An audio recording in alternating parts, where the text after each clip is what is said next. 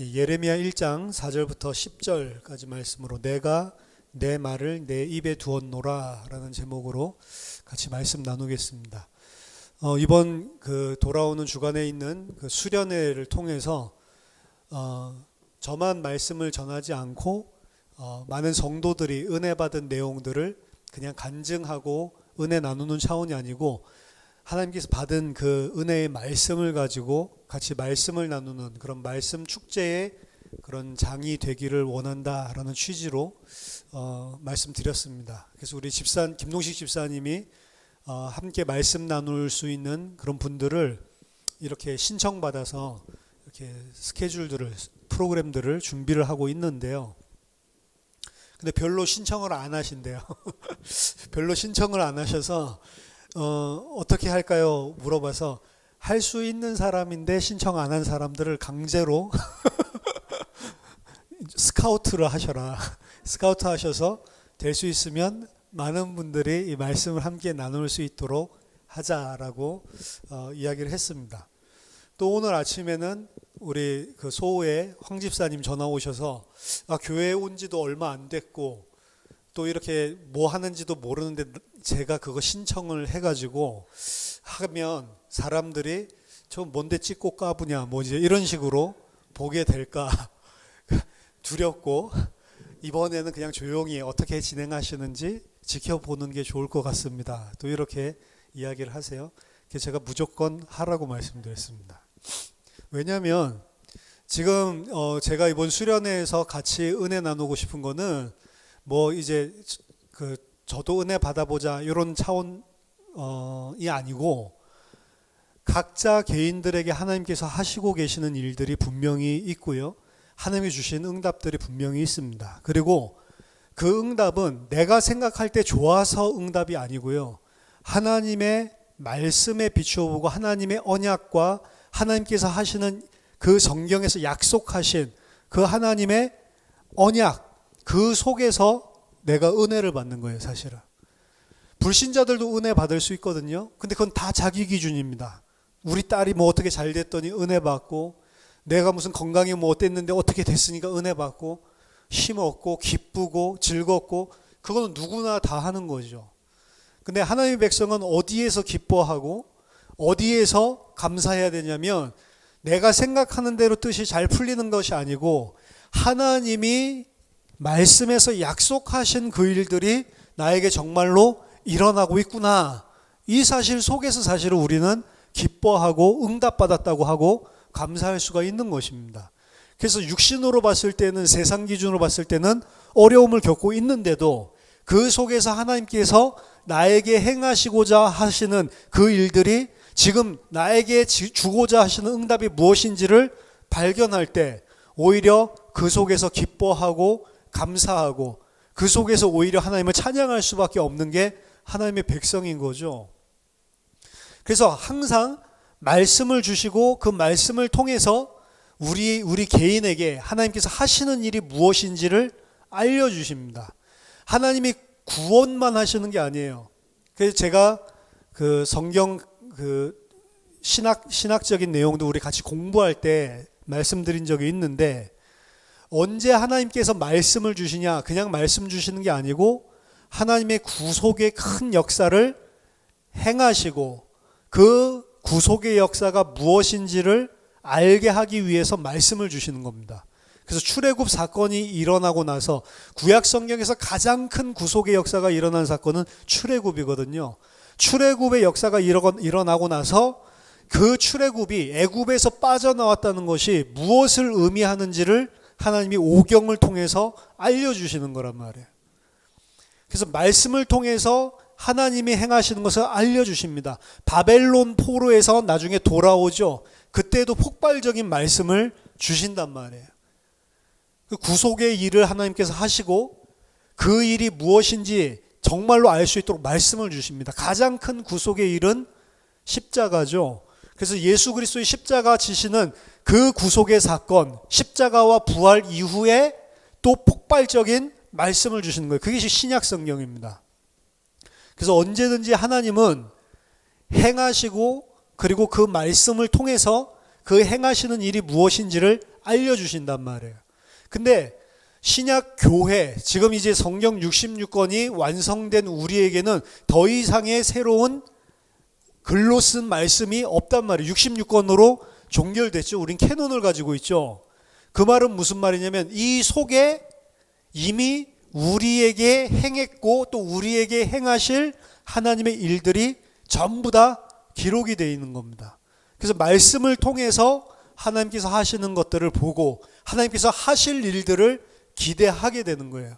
그 내용의 가장 핵심이 구속 역사라고 말씀드렸습니다. 한 개인에게도 구속 역사고요. 그리고 인류 역사 전체를 통해서 하나님께서 이야기하시는 것도 구속 역사예요. 그래서 성경은 구속 역사의 이야기입니다, 사실은. 그래서 구속 역사라고 하는 것은 구원받고 끝나는 게 아닙니다. 출애굽에서 빠져나왔으니까 끝이 아니고 그 출애굽에서 빠져나온 하나님의 백성들을 가나안 땅으로 데리고 가서 구속을 완성시켜야 될 일들이 남아있는 것처럼, 그래서 6월절 피 바른 날을 모든 날과 그리고 모든 해의 첫날이 되게 하라. 그때부터 1년 1월 1일이 되는 거죠. 이스라엘은 6월절 애굽에서 빠져나온 게 끝이 아니고 그게 구속의 첫걸음, 첫 시작이고, 그 발걸음은 어디서 끝나냐면 이스라엘 백성을 구약적으로 본다면 가나안 땅 정복으로 끝나게 되는 거예요. 우리도 예수 그리스도를 알고 깨닫고 믿게 됨으로 구원받았지만 그게 끝이 아니고 우리가 새하늘과 새 땅에 살 수 있는 자로 하나님께서 그날부터 본격적으로 우리를 만들어 가신단 말이에요. 그래서 그 만들어가는 과정들이 사실은 성경 안에 다 기록이 되어 있고, 그 길을 구약의 백성들처럼 또 신약 성경에 나와 있는 교회들처럼 똑같은 응답을 하나님께서 우리 각 개인들에게 지금 행하고 계시고 있기 때문에 이 속에 우리가 받을 응답, 하나님께서 지금 무엇을 하고 계신지가 다 등장을 한단 말이에요. 육신적인 것이 아닙니다. 우리를 어떻게 하나님께서 어떤 언약을 하셨고 어떤 언약을 지금 이루고 계시는지를 보여주시는 거란 말이에요. 그래서 우리가 수련회를 통해서 같이 말씀 나누려고 하는 거는 어떤 말씀의 지식, 성경 공부를 많이 해서 메시지를 한다, 이제 이런 차원이 아니고, 말씀을 통해서 내게 주신 은혜, 그리고 그 말씀을 통해서 하나님께서 주신 메시지, 음성들, 이런 것들을 어떻게 보면은 증인으로 함께 나누는 그런 시간들을 가지고 싶은 겁니다. 그냥 내가 있었던 일들을 이야기하면 그건 있었던 과거의 어떤 한 그 일화, 예화로 끝날 수밖에 없지만, 고민을 해서 진짜 그 일들을 통해서 하나님께서 내게 행하시고 계신 일, 행하신 일들, 이것들을 말씀을 통해서 발견하는 것은 무엇보다도 사실은 중요하단 말이죠. 그래서 오늘 예레미야 1장의 이 본문은 예레미야를 하나님이 콜링하실 때의 이야기입니다. 모든 선지자들은 하나님께서 부르시는 때가 있거든요. 콜링 내러티브라고 하는데, 예레미야를 부를 때의 콜링 내러티브예요.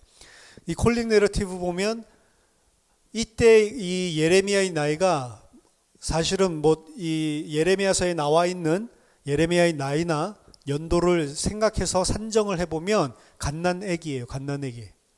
그러니까 불가능한 거죠. 그래서 역사적으로는 갓난애기였는지 이때가 진짜 몇 살이었는지, 우리가 봤을 때는 적어도 선지자로 부르려고 하면 말을 이해할 수 있고 말을 할 수 있어야 되는데 갓난애기면 불가능하잖아요.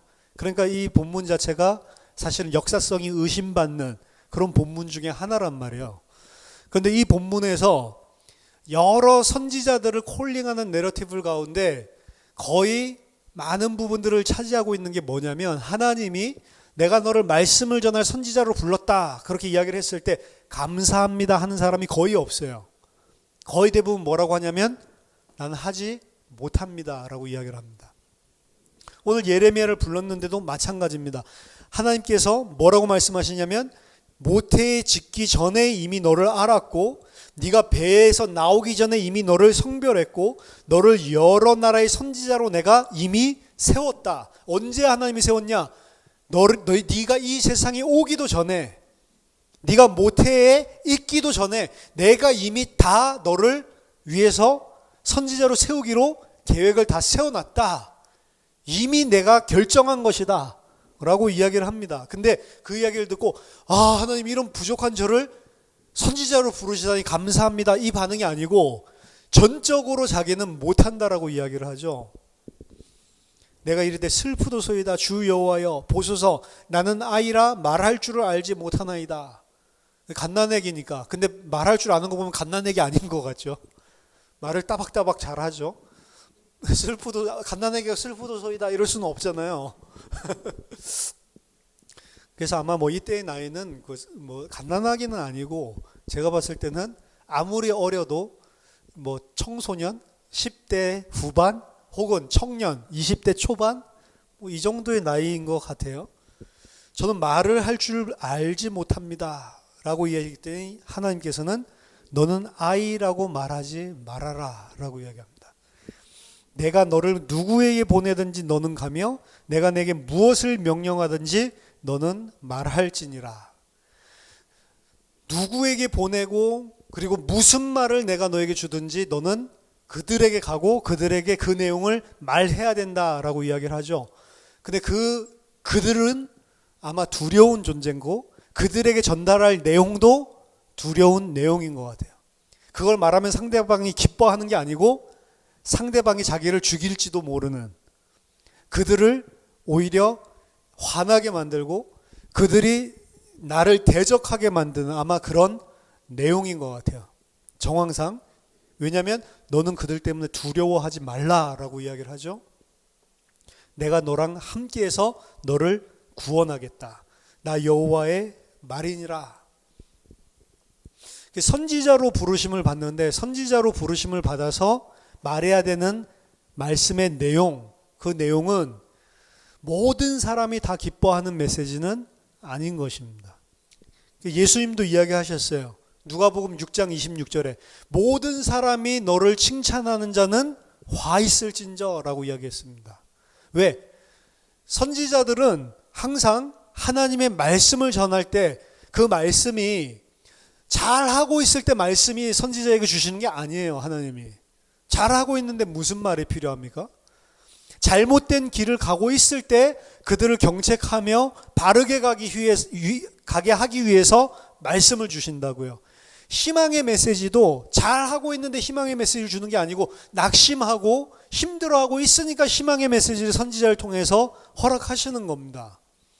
그래서 선지자는 그래서 이 사람들이 뭘 잘하고 있을 때 이 사람들이 원하는 것, 그걸 주러 가는 게 아니고 이 사람들이 뭔가 잘못된 길로 가고 잘못된 것을 원하고 있을 때 그것을 오히려 교정시켜주기 위해서 하나님 선지자를 시대마다 세워서 말씀하게 하신단 말이에요. 그러니까 그 말씀이 고깝지 않은 말씀의 내용들이 있을 수밖에 없는 것입니다. 더더군다나 우리 인간의 죄성을 감안한다면 그 하나님의 말씀은 우리를 괴롭히는 말씀이 되는 거예요.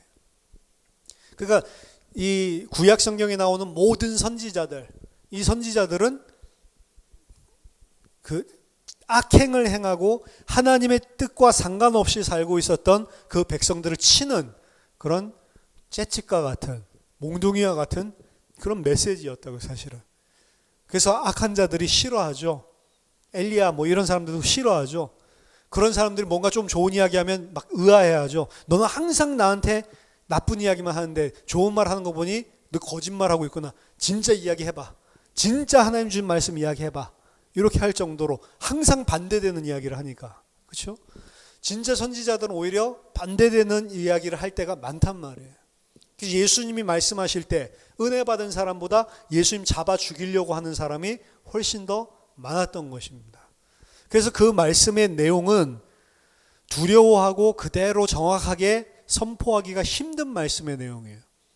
그러니까 이제 두려워서 빼는 거죠. 모세도 마찬가지였습니다.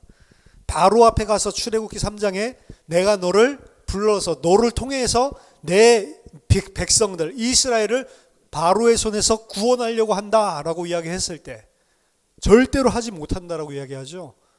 저는 할 수 없습니다. 내가 누구며 바로가 누굽니까? 라고 이야기를 합니다. 내가 도대체 누군데 바로 앞에, 난 지금 바로가 무서워서 도망 온 사람인데 40년 동안 도망자 생활을 하고 있는 사람인데 내가 누굽니까? 그리고 바로는 누굽니까?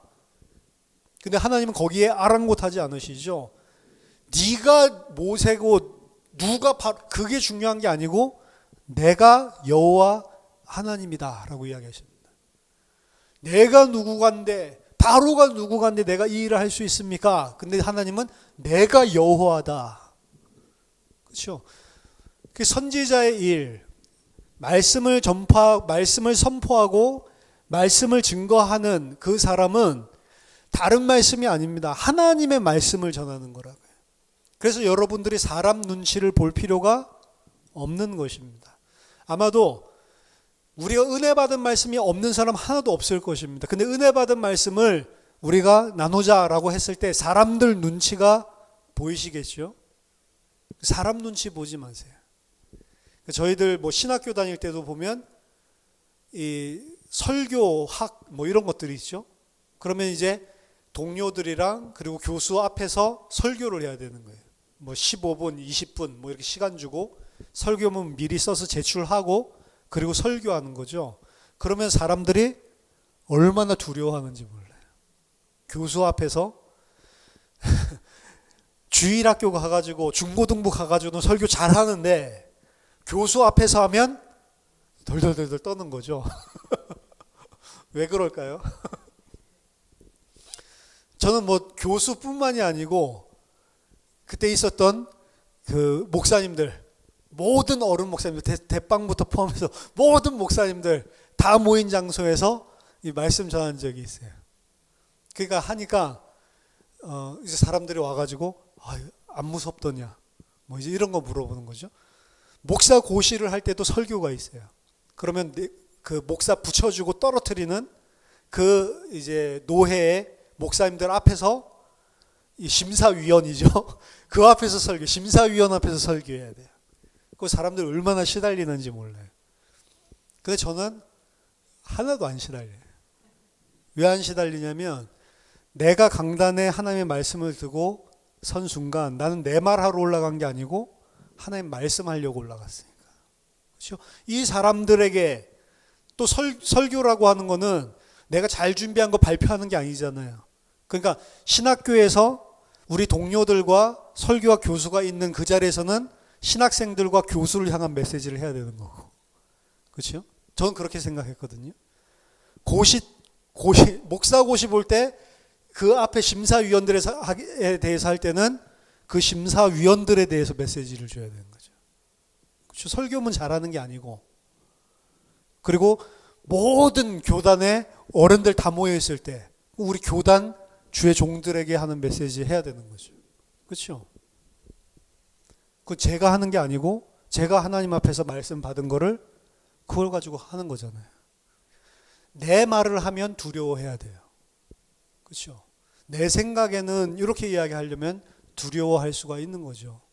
근데 하나님이 행하시고 하나님께서 행하셨고 하나님께서 원하시는 그 내용을 말씀으로 내가 선포할 때는 누구 눈치도 보지 않아야 됩니다. 그렇죠? 오늘 이야기하는 게 그 내용이에요. 선지자로 부르는데 선지자는 다른 거 하는 게 아니고 내가 너에게 주는 말씀을 내가 말하는 저 대상자에게 선포하라는 거죠. 두려워하지 말고 아이라고 하지 말고 내가 네 입에 내 말을 두었다. 그럼 그 말을 그대로 대언하는 것이지 내 말 지어내서 하는 게 아니잖아요. 그러니까 당당하게 선포를 할 수가 있는 것입니다. 그 선포하고 그 말씀을 전달하는 게 예레미야 상황은 뭐 우리처럼 수련회 해가지고 이런 은혜 받는 상황은 아니었었던 것 같아요. 그래서 아마 예레미야가 말씀을 전파했기 때문에 그것 때문에 이제 역적으로 몰리고 그것 때문에 예레미야가 시위대 뜰에도 갇히고 그것 때문에 예레미야가 엄청나게 고생을 합니다. 사실은 두려워했어요. 예레미야는. 진바벨론 바로 몰렸거든요. 예레미야의 메시지의 그 딱 핵심은 하나입니다. 너희들 똑바로 회개하고 주께 돌아오지 않으면 바벨론을 통해 하나님 치신다. 이거예요. 너희들의 악행 때문에. 그러니까 이걸 친바벨론파로 생각을 하는 겁니다. 그런데 그 말씀을 계속 하나님은 전하라고 하는 거예요. 그래서 그들을 돌이키게 하고, 돌이키지 않더라도 그 사람들에게 지금 하나님이 무엇을 하고 있는지를 사실은 선포하고 있는 거잖아요. 근데 그 일 때문에 어려움을 당하니까, 혹은 그 일을 갖다가 반박하고 있는, 전혀 반대로 하나님 축복하신다라고 이야기하고 있는 거짓 선지자들, 그 선지자들이 대다수의 사람들을 전부 다 휘어잡고 있으니까 예레미야가 그런 말을 하면 엉뚱한 이야기를 한다라고 보이는 거예요. 그래서 예레미야 20장 실제로 보면, 여호와여 주께서 나를 권유하심으로 내가 그 권유를 받았사오며 주께서 나보다 강하사 이기셨으므로 내가 조롱거리가 되니 사람마다 종일토록 나를 조롱하나이다. 예레미야는 하나님 말씀 전했는데 그 하나님 말씀 때문에 사람들에게 종일토록 조롱거리가 되어버렸어요. 왜? 하나님 말씀에 심판한다라고 돼 있는데 지금 상황은 경제도 잘 돌아가고 평화롭고 일들 잘 풀리는 것 같거든. 그러니까 그 사람들이 아이고 웃기는 소리를 하고 있네, 조롱거리를 하는 거예요. 그래서 어느 정도로 괴로워했냐면, 내가 말할 때마다 외치며 파멸과 멸망을 선포함으로 여호와의 말씀으로 말미암아 내가 종일토록 치욕과 모욕거리가 됨이니이다. 내가 다시는 여호와를 선포하지 아니하며 그의 이름으로 말하지 아니하리라 하면 나의 마음이 불붙는 것 같아서 골수에 사무치니 답답하여 견딜 수 없나이다. 워낙 조롱거리가 되니까 다시는 이제 하나님 주시는 말씀 안전하겠다, 이런 결심도 했었나 봐요. 근데 그러면 어떻게 해요? 그 마음이 갑자기 답답해지고 불붙는 것 같아서 골수에 사무쳐서 어쩔 수 없이 또 하나님의 말씀을 전하고 있는 거예요. 그렇죠?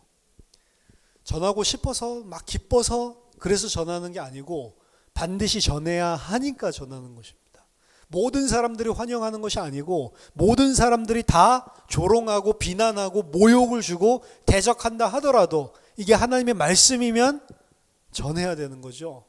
그리고 진짜 하나님의 사람이라면 그 말씀을 전하지 않겠다라고 결심하면 오히려 답답해지고 그리고 골수가 사무치는 것 같이 불이 붙어서 또다시 말씀을 전하는 거죠. 사도행전 4장에 그 사도들이 이야기를 하죠. 베드로와 요한이 예수의 이름으로 도무지 말하지 말고 예수의 이름 가르치지 말라라고 이야기를 했더니 내가 보고 들은 것을 말하지 않을 수 없다라고 이야기하죠. 사도들이 복음을 또 전하니까 잡아다가 두들겨 패죠.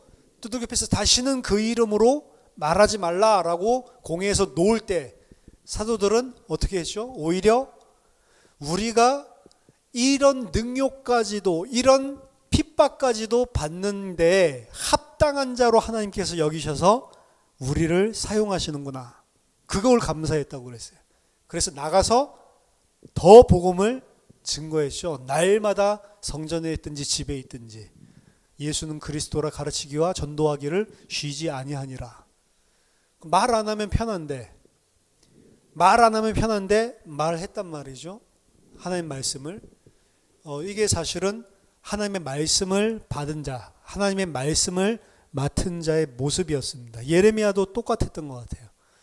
분명히 여러 가지 말씀 때문에 받는 고난과 모욕과 핍박이 있었음에도 불구하고 결국에는 하나님의 선지자로 이 말씀을 전한 것입니다. 근데 그 말씀의 내용이 10절에 나와 있죠. 내가 오늘 너를 여러 나라와 여러 왕국 위에 세워 네가 그것들을 뽑고 파괴하고 파멸하며 넘어뜨리며 건설하고 심게 하였느니라. 6가지를 이야기를 하는데 뽑고 파괴하며 파멸하고 넘어뜨리고, 이건 전부 다 부정적인 것이죠. 그리고 2가지는 건설하고 심게, 요거는 긍정적인 거죠. 그럼 메시지의 6분의 4, 거의 66%, 거의 절반 이상의 메시지는 부정적인 메시지입니다.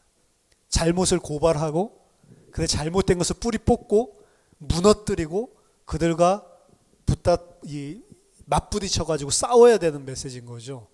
그리고 나머지 3분의 1이 건설하고 심는 메시지. 건설하고 심기 위해서는 뭐 해야 되냐? 뽑고 파괴하고 파멸하고 넘어뜨려야 되는 거예요. 그리스도의 강력으로 견고한 진이 세워져야 되는데 먼저 우리에게 있는 그리스도를 대적하는 견고한 진부터 그리스도의 강력으로 파괴를 해야 그 위에 심고 건설을 하는 거예요. 먼저 무너뜨리는 일이 반드시 필요한 거죠. 그래서 우리의 육신 그리고 우리의 세상, 우리의 잘못된 하나님을 대적하는 가치관들 이것들을 무너뜨리는 메시지. 그리고 그 안에서 하나님께서 나를 새롭게 심고 세워가는 메시지. 그렇죠? 사실은 우리가 받는 은혜, 우리에게 하나님께서 하고 계시는 일들도 이 일입니다. 그렇죠? 우리를 무너뜨리시고 그리고 우리 안에 이제 새롭게 하나님께서 심어서 건설하시고, 그렇죠? 그 일을 예레미야를 통해서 하신 거예요. 우리를 통해서도 그 일을 하십니다. 구약시대 때는 특별한 선지자들 뽑아서 특별한 제사장들 뽑아서 특별한 왕을 뽑아서 하지만 그리스도 안에 있는 모든 자들은 다 만인 제사장이고 그리고 모두 다 그리스도와 함께 왕노릇할 왕같은 제사장들이고 그리고 그들은 모두 다 하나님의 말씀을 증거할 수 있는 증인이란 말이에요. 특별한 사람이 하는 게 아니고. 근데 중세시대 때는 그거를 특별한 사람들만 하나님의 말씀을 읽고 말할 수 있도록 변질시켜 버렸잖아요. 사제 외에 모든 다른 성도들은 평신도. 그 평신도란 말이 안 좋은 말입니다. 평신도가 어디 있어요?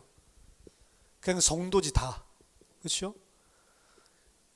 특별하게 그 일을 전문적으로 하고 전업으로 하는 그런 목사라는 직분이 있는 것은 부인할 수가 없는 것이지만 그렇다고 해서 성도들이 평신도들은 말씀 전하면 안 되고 그리고 사제격인 목사만 말씀 전해야 돼. 이거는 중세 카톨릭식 방식입니다.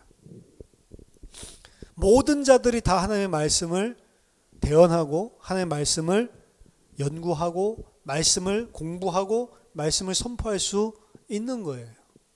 그리고 그 속에 정말로 하나님께서 주신 은혜, 하나님께서 하고 계시는 일들이 드러나고 그것이 발견될 때 오히려 성도들 사이에서 준 하나님의 말씀과 그 속에 주신 응답과 은혜 이런 것들이 훨씬 더 풍성하게 서로를 세워갈 수 있다고 저는 생각을 합니다.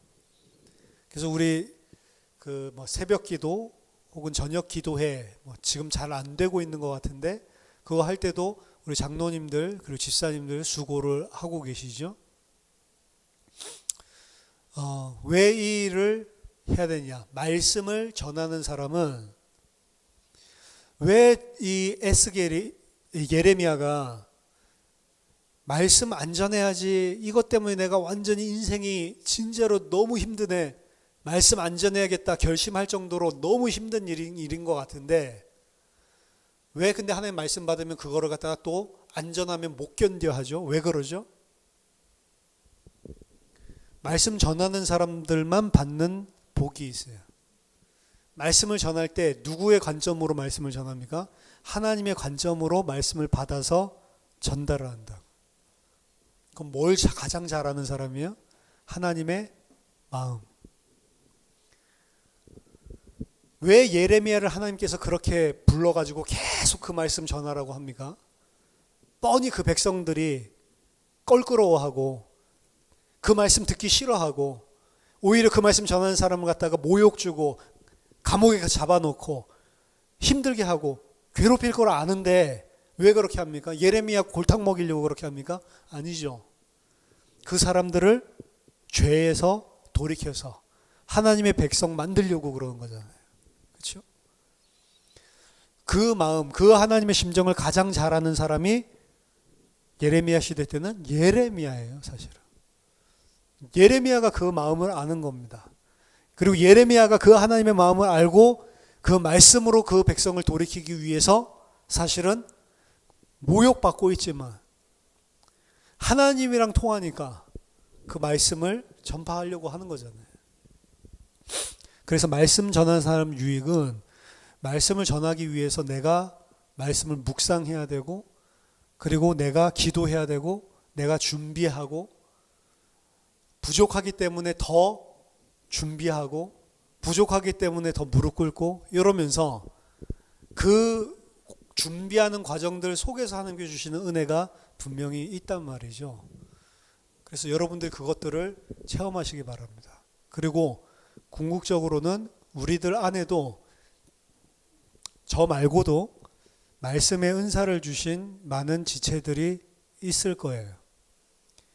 결국에는 우리 그 예수생명교회 안에도 정말로 말씀 가지고 양육을 할 수 있는 교사들이 세워져야 됩니다. 어린이들을 위해서만 필요한 게 아니고 청년, 장년 모두 다 위해서 교사들이 세워져야 돼요, 사실은. 그래서 그런 교사들이 세워지는 그런 한 응답의 장일 수도 있겠습니다. 그래서 오늘 이 예레미야 말씀을 통해서 여러분들에게 부탁드리고 싶은 거는, 이게 누구에게 뭐 경연, 장기자랑, 뭐 경연 대회 이런 거 하는 거 아니잖아요. 하나님께 주신 말씀이 분명히 예수생명교회에 와서 하나님께서 나를 인도하면서 주시는 응답이 날마다, 그리고 그 매주마다, 매달마다, 매해마다 다르게 있을 것인데, 그 받은 응답들과 하나님이 주신 은혜를 다 나눌 수는 없겠죠. 그래도 그 말씀 속에서 내가 이 받은 은혜를, 이 부분은 꼭 같이 함께 나누고, 또 함께 그런 응답들을 발견하지 못한 분들 있거든요.